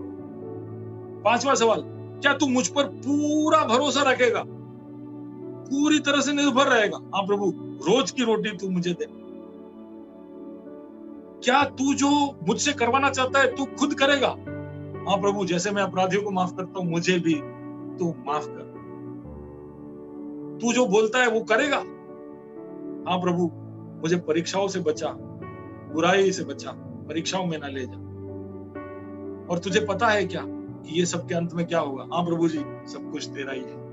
कहीं ना कहीं इस प्रार्थना को अलग एक नजरिए से देखकर हम प्रभु के साथ के इस संवाद को और सुधार सकते हैं। मैं चाहता हूं कि हम जब प्रार्थना में बैठे तो जरूरी नहीं है कि ये सारी बातें हर प्रार्थना में शामिल हो, लेकिन ये एक फ्रेमवर्क, एक ढांचा है जिसके अंदर से हमें प्रभु के साथ के हमारे संवाद को देखना चाहिए। और ये जो ढांचा है वो प्रभु के राजा होना, प्रभु का एक न्यायाधीश होना, प्रभु का एक पिता होना, ये सारे बातों को एक साथ जोड़ता है और हमारे उस संवाद को संपूर्ण करता है, एक मीनिंगफुल रिश्ता बना देता है। तो इस संवाद में हम अपने आप को और लीन करें, ज्यादा समय प्रभु के सामने बैठे। जैसे मैंने पहले कहा, जिसके साथ हम ज्यादा बात करेंगे धीरे धीरे उसका स्वभाव हमारे अंदर आने लगेगा, धीरे धीरे उसके जैसे सोचने बोलने सब हम लगेंगे। और इसलिए प्रार्थना में ज्यादा समय बिताइए, ऐसे हमें करना चाहिए। और इस तरह की प्रार्थना करते करते आप आपके दिल के अंदर के उस प्रेम को गर्म करिए। प्रभु ऐसा ना कहने पाए कि ये गुनगुना हो गया है या इसका प्रेम ठंडा हो गया है। हम प्रभु को कहने पाए कि हाँ प्रभु, तू जब आएगा, मनुष्य का पुत्र जब आएगा, मुझ में विश्वास जरूर पाएगा। इन शब्दों के द्वारा प्रभु आपको आशीष दे। मुझे बड़े गौर से, ध्यान से सुनने वाले सभी मित्रों को मैं धन्यवाद देना चाहता हूँ, और राइज एंड शाइन मिनिस्ट्री को भी प्रभु की ओर से धन्यवाद देना चाहता हूँ। एक छोटी सी दुआ कर मैं वापस सौंपना चाहूंगा। प्रभु जी धन्यवाद, तेरे वचन के अंदर से कई सारी बातों के ऊपर हमने गौर किया। खासकर तूने हमें जो प्रार्थना सिखाया उसको एक अलग नजरिए से हमने देखा, बारीकी से परखने की कोशिश की। इसके अंदर और भी बातें हो सकती है और अलग अलग नजरिए से इसको देखा जा सकता है। तो प्रभु जी, जो कुछ भी हो, इस प्रार्थना के अंदर तेरा दिल ये था कि हम तेरे दिल को समझे, हम तेरे साथ के रिश्ते में और निवेश करें, तेरे और करीब आए, हमारे जरूरतों के लिए हम तेरे पास ही आए, तुझ पर पूरी तरह से निर्भर रहे, तेरे चरित्र को समझे, और तू जो हमारे जीवन में बदलाव करना चाहता है वो बदलाव को होने दे। और प्रभु जी, तू हम जो तुझसे करवाना चाहते हैं वो हमारे जीवन में भी हम करें और हमारे इरादे को नेक करें और सब बातों में तेरी इच्छा क्या है वो हमेशा हम ढूंढते रहे। प्रभु हमारी मदद करना। तेरा राज्य सबसे अच्छा राज्य है, तेरी इच्छा सबसे भली इच्छा है, इसके लिए हम अपने आप को लीन कर पाए। मेरे बातों को सुनने वाले सारे भाई बहन महाराष्ट्र में हो, गुजरात में हो या दुनिया के किसी भी कोने में हो, उन सब के प्रार्थना जीवन के अंदर एक और अमीरी तू लेकर आना, उनके प्रार्थना जीवन को और सुधारना, तेरे साथ के रिश्ते में तुमको और घनिष्ठ संबंध में जुड़ने देना। राइज एंड शाइन मिनिस्ट्री को भी प्रभु जी तेरे सम्मुख लाता हूँ, उनकी सेवकाइयों में तू बरकत देना, बढ़ोतरी देना, उनके सारे कामों में तू उनके साथ रहना। एक और बार शाम के सारी बातों को तेरे हाथों में सौंपते हुए यीशु मसीह के नाम से इस दुआ को मांगता हूँ, आमीन। Thank you so much pastor Geo. कई बार हमने प्रभु की प्रार्थना के ऊपर मैसेज सुने हैं, लेकिन आज फिर एक बार नई तौर से, एक नए एंगल से हमने कुछ नया सीखा है यहाँ पर, और हम बहुत बहुत आपको धन्यवाद देते हैं। वो आपकी सेवकाई, आपके परिवार को आशीष करे। और कुछ चंद लफ्जों में मैं इस मैसेज को समराइज करना चाहता हूँ। पहली तो बात यह है कि प्रभु इन दिनों में पूछता है कि क्या वो जब आएगा तो इस धरती पर विश्वास पाएगा, और ये प्रश्न है जिसे हमें उसका उत्तर देना है। हम इस प्रश्न से भाग नहीं सकते, और ये प्रश्न को लेकर आगे प्रभु हमें चेतावनी भी देता है कि वो पहला प्यार जो है वो शायद उसका अंत होने वाला है, अंत होगा, वो पहला प्यार दिखाई नहीं देगा। लेकिन हमारे जीवन में हम ऐसे कह सकते हैं कि हाँ प्रभु, मेरा प्यार वही है, पहला प्यार आपके ऊपर। उन्होंने 8 बातें यहाँ पर प्रेयर के बारे में बताई। प्रेयर इज अ रिलेशनशिप, ये एक नाते संबंध है जिसको लेकर हम प्रभु के पास पिता कहकर जाते हैं। उन्होंने हमें बताया कि पुराने नियम में प्रभु खुद चाहता था इजराइल लोगों से कि वो उसको पिता कहे, लेकिन वो पिता नहीं कह पाए।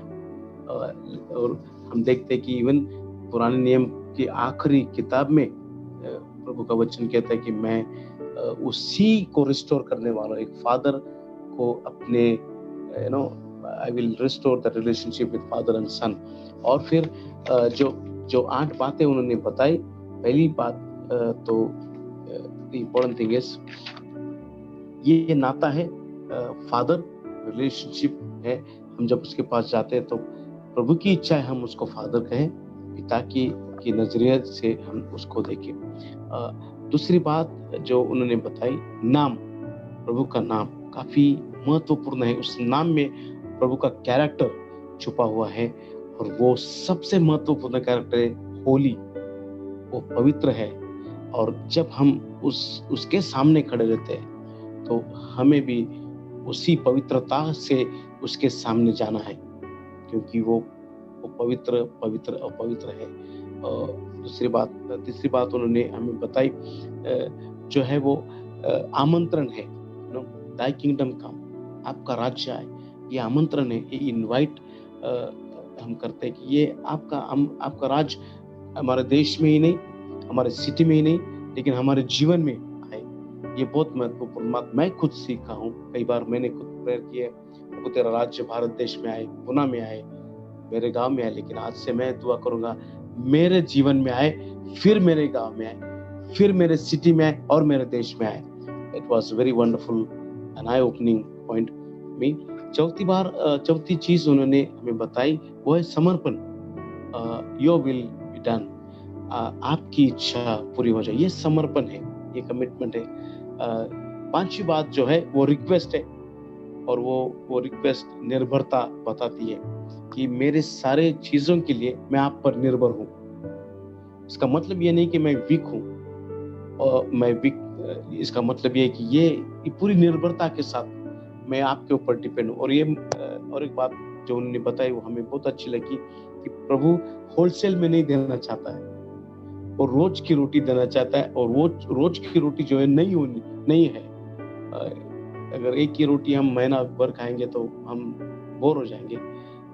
नई रोटी, नया कुछ प्रभु से हम सीख सकते हैं, पा सकते, इसलिए रोज हम उसके ऊपर डिपेंड होते हैं। छठवीं बात जो है वो कमिटमेंट है, एक कमिटमेंट है प्रभु से कि आई विल फॉरगिव फर्स्ट, मैं फॉरगिव करके आऊंगा, और जैसे मैं फॉरगिव करके आऊंगा वैसे तू मुझे फॉरगिव कर। It's a very interesting bargain actually. अगर मैं 100 गुना फॉरगिव करके आया हूं तो हमारे जीवन में वो कॉन्फिडेंस रहेगा, मैं भी 100 गुना फॉरगिवनेस लेके जाऊंगा। Very nice. तो हमें हमारे अपराधियों को 100 गुना क्षमा करना है, नॉट इवन 90%, 50%, 70%, 100 गुना। तो हम कॉन्फिडेंस के साथ उसको कह सकते, देख मैं फॉरगिव करके आऊं, अभी मुझे फॉरगिव करो। सातवीं बात जो है वो है, वो एक इरादा है एक्चुअली, एक मोटिव यहाँ पर दिखाई देता है कि we don't want to get lost, इसलिए तू हमें चला। हम बहुत इजीली लॉस्ट हो सकते हैं अगर हमें कोई चलाने वाला नहीं है, तो इसलिए तो हम यहाँ पर उन्होंने हमें बताया कि प्रभु को से कहे, आप कहो लीड मी, यू नो। और आठवीं बात जो है बहुत इंपॉर्टेंट बात, कि जो भी है वो एवरलास्टिंग है, जो भी है वो तेरा है, और उसी को हमें पाना है। तेरे राज्य को पाना है, तेरे गौरव को देखना है, तेरा गौरव होते हुए देखना है इस देश में, तेरे सामर्थ को पाकर इस देश को हमें देखना है। एक दिन ये देश हमारा कहेगा यीशु मसीह प्रभु है। With this I want to conclude, हम यहाँ पर कंक्लूड करना चाहते हैं। आई एम ब्लेस्ड, हम बहुत आशीषित हुए हैं इस प्रार्थना के ढांचे को एक नई तरह से हमारे सामने पास्टर जियो ने पेश किया है। बहुत बहुत धन्यवाद। God bless you. Over to Pastor Prashant. Thank you, Pastor Joseph, and especially I would like to thank Pastor Gio Varghese for revealing such a wonderful lesson from Lord's Prayer. प्रभु की जो प्रार्थना है उसमें से जो सबक हमें सीखना है, उन सबकों को बहुत अच्छी तरह से मैं तो ऐसा कहूँगा बहुत सुपी पद्धति से हमारे तक आज पास्टर जियो आज लेके आए हैं, और काफी ऐसे पॉइंट्स थे जो एक नई तरीके से हमारे सामने आ जाए हैं। और मैं आपसे निवेदन करना चाहता हूँ कि प्रभु की जो प्रार्थना है, जो प्रभु ने हमें दी है इन दिनों में, इस पूरे वीक में हम प्रार्थना हमारा थीम है, और प्रार्थना इस सब्जेक्ट पर ही और इस शीर्षक पे ही हम प्रभु का वचन आपके सामने हम ला रहे हैं। और मैं चाहता हूँ कि हमारा जो परमेश्वर के साथ वार्तालाप है और परमेश्वर के साथ हमारा जो रिश्ता है वो प्रार्थना के द्वारा ही बन सकता है। प्रभु के वचन में जैसे हम प्रभु के रिश्ते में मजबूत होते हैं, उसी तरह से प्रार्थना में परमेश्वर के साथ जब हम वार्तालाप करते हैं और हम जब परमेश्वर के साथ बातचीत करते हैं, तो हमारा नाता भी परमेश्वर मजबूत और बहुत स्ट्रॉन्ग करता है। और आज जो पास्टर ने जो बात बताई वो हमें समझना प्रियो बहुत बहुत और बहुत जरूरी है। इन दिनों में हमारा जो रिश्ता प्रभु के साथ है उस पर गौर करिएगा। हमारा जो रिश्ता परमेश्वर के साथ बनना चाहिए उस पर गौर करिएगा। पास्टर ने एक बात बहुत अच्छी तरह से बताई, ऑल्दो प्रभु यीशु मसीह ने हमारे स्वर्गीय परमेश्वर के साथ हमारा जो नाता है वो एक अलग तरह से जोड़ा, वो है एक पुत्र और पिता का रिश्ता और नाता। लेकिन हम जब उसको पिता करके बाप करके हम उससे प्रार्थना करते हैं, लेकिन हमारे सिर्फ मुंह में और हमारे जबान पर सिर्फ पिता ये शब्द होता है, लेकिन हमारे दिल और दिमाग में उसे हम परमेश्वर ही, और परमेश्वर एक राजा है, उसी तौर से हम उसे कई बार देखते हैं।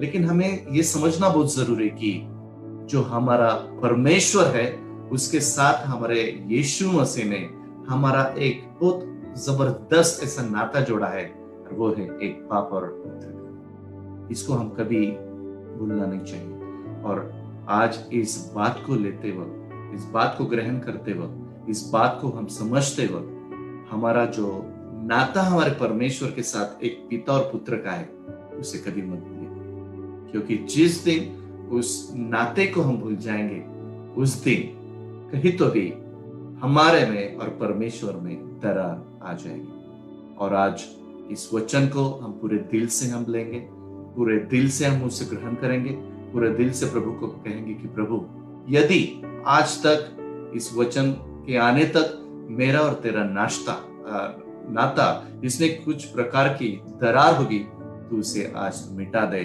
और पिता और पुत्र का जो नाता है वो फिर एक बार तू मजबूत कर। मैं आज शुक्रिया करना चाहता हूँ पास्टर जियो का कि उन्होंने अपना कीमती समय आज राइज और शाइन मीडिया पर प्रभु का वचन आप लेके आए, और मैं तो कहूँगा बहुत ही सादे और सोपे शब्दों में प्रभु का वचन आप आज सबको दिया है। बहुत सारे लोग यहाँ पे जुड़े हुए थे, आप बाद में भी कमेंट्स देख सकते हो, और मैं आपके कमेंट्स पे से यही अंदाज लगाता हूँ कि प्रभु ने निश्चित ही आपको उसके वचन के द्वारा आशीषित किया है। पास्टर जियो, आपकी सेवकाई और आपका बिजनेस और आपके फैमिली को परमेश्वर आशीषित करे।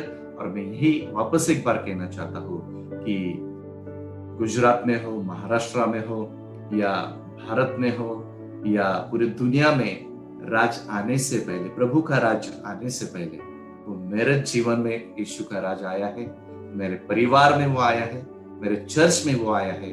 ये सबसे पहले देखो, यदि प्रभु का राज्य मेरे जीवन में नहीं तो प्रभु का राज्य दुनिया में कभी नहीं आ सकता है। इस बात को हम गौर करेंगे, इस बात को गौर करके हमारे जीवन में हम जिसको स्टैम्प करेंगे और प्रभु से कहेंगे प्रभु सबसे पहला तेरा राज्य मेरे जीवन में तू आए। मैं पास्टर वर्गीस का फिर एक बार प्रभु यीशु मसीह में मैं आभार मानता हूँ, शुक्रिया अदा मैं आपका करना चाहता हूँ क्योंकि आपने आपका कीमती समय निकाला और जो प्रभु का वचन आपने दिया उसके लिए सम्मान, सम्मान और महिमा सिर्फ प्रभु यीशु मसीह